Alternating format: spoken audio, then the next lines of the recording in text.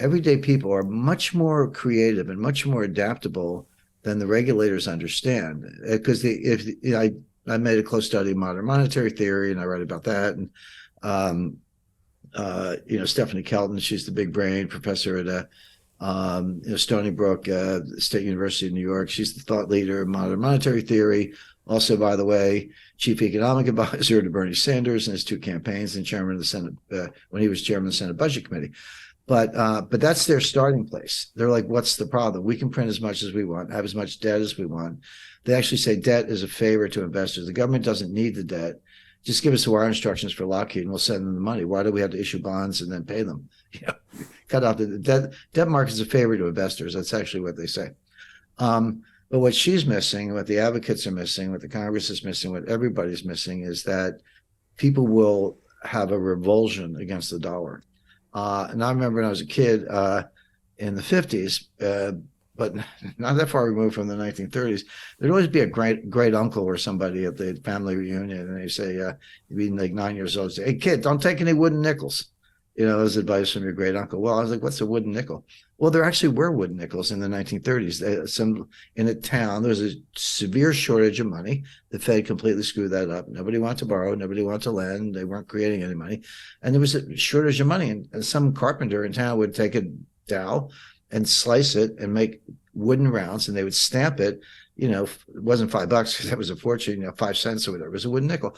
But if everybody in the town agreed, like I could go into a barber shop and get a haircut and pay for it, the barber could pay his assistant, and that money circulated. It was money. Money, I think gold is a great form of money. It doesn't have to be gold, though. It has to be, whatever it is, it has to be something that everyone has faith in. If you have confidence that if you take it from me in exchange for goods and services, and someone else will take it from you, and that shared belief is sufficiently widespread, it's money. That's all it takes. And so people will go find other forms of money, and they'll do it very quickly because you need money. I mean, you need a medium of exchange. Now, the obvious candidates are gold and silver. I've always recommended American Gold Eagles, 1 ounce American Gold Eagles for as a store of wealth. By the way, I'm not a gold dealer. People always go, "Jim's just selling his product." I don't sell gold. Buy it or not, it's up to you. Knock yourself out. But I do recommend it. But lately, I've been very interested, and then did a little work on the history of the 1/4 ounce American Gold Eagle. It's an 8-gram coin, but that was patterned on the British sovereign, and the British sovereign was not an ounce. It was 7.9 grams.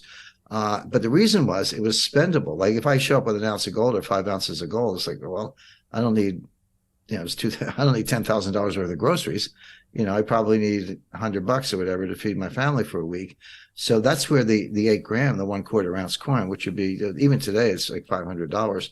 But better yet, the 1 ounce silver coin, the American silver. But Canada's maple leaves, and the UK has their own coins. There's a Viennese Philharmonic. There are lots of good coins around the world.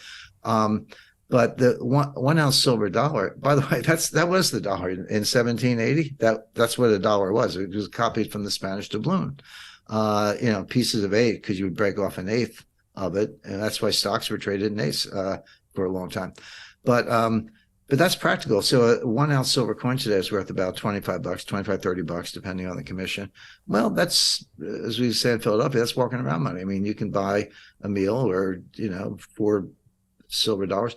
When I was a kid, like if you were 10 years old, your parents would give you 10 silver dollars for your birthday present, but it was real silver. I mean, that stack today would be worth $300. But people can go to that. You can get the 1/4 ounce gold coin, which is, in 1910 is a good search. You could board the vessel in Southampton with your purse of sovereigns, go to Shanghai, get off the vessel. That was money good. You could spend that. No, you didn't need traveler's checks. You didn't need anything else.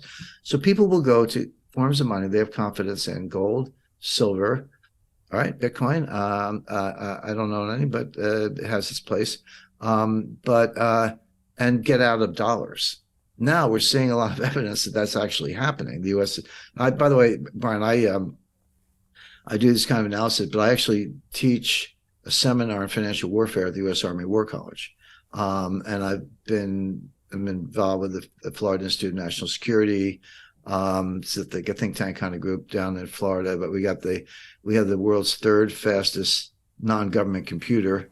It's used for a lot of other things, but it's available to us. We're working on artificial intelligence and financial warfare. So I saw you tweeting pictures of that down there. So I want to ask you a little bit about AI, definitely. Yeah, that's the new thing. But my point is, I do a lot that is kind of on the front lines of warfare, financial warfare in particular. They don't need me to jump out of helicopters, but that's not the battle space today. I mean, some people are, but the battle space is financial. This is not just a financial economic ancillary vector to a kinetic war. You could argue this is the war. This is a global financial war, and so the fact that we're depending on that in terms of dollars, but confidence in the dollar is eroding. I don't have to go. I think our viewers know the list. China, Saudi Arabia are advanced in discussions to pay yuan for oil. Brazil, China just did a real yuan currency swap facility, so they'll be paying each other. Russia and China are very far along. Russia pays in rubles for Chinese manufactured goods and systems, telecommunications. China pays in yuan for Russian weapons and oil. This is going on all over the world. The BRICS Plus are coming out with a new currency. I talk to people in the Treasury and the Pentagon and the intelligence community, and I tell them what I'm telling you and our viewers, but they don't listen. So I think I told you the one story. I was in a called Vault in the Pentagon, and I was describing kind of what we're talking about right now. And this guy sitting 2 seats away from me, well, one person in between us, he was the assistant, he was a senior official in the U.S. Treasury, and he was assigned to Japan for dollar, yen, international economics, basically. But he was a currency expert in the U.S. Treasury. Interestingly, his name was David Dollar, so kind of an interesting last name for the guy. But I said what I just said, and he sat up and he took both hands and slammed them on the table, palms down, and said, "The dollar has been the global reserve currency. It is the global reserve currency, and it always will be the global reserve currency." And I took a beat and I said, David, I feel like I'm in Whitehall in 1913 listening to John Bull tell me about the British sterling, which, it always will be the global reserve currency. Well, that was over by 1944. So these things take time, but that's the threat, and the regulators don't see it. Just want to say that you have recorded a video where you go really deep on this, on the upcoming crash that you say is going to be fast, bloody, and unavoidable, but you also explain how people can position themselves to profit from it. Again, people can watch that video at londonreal.tv/Jim. I highly recommend everyone watch that video. It won't be available on socials. Hey, it's Brian Rose, founder of the DeFi Academy. I've told you my 4-week crypto bootcamp is amazing, but don't take my word for it. This is what my students are saying. The DeFi Academy was an amazing experience for me. It took me totally out of my comfort zone. In this course, I was challenged, I was held accountable, and pushed to do things that honestly weren't always easy. It's been phenomenal, and I can't believe we're already up on our 4 weeks. It has flown by. Going through this DeFi accelerator by far was one of the best courses I've taken. You do this course, you really get into the nitty-gritty of the activities that will make you comfortable with decentralized finance. Thank you so much to Brian and everyone at London Real and the DeFi Academy for even putting together an amazing course like this. Anybody else that wants to do it, please sign up. It is well worth the money.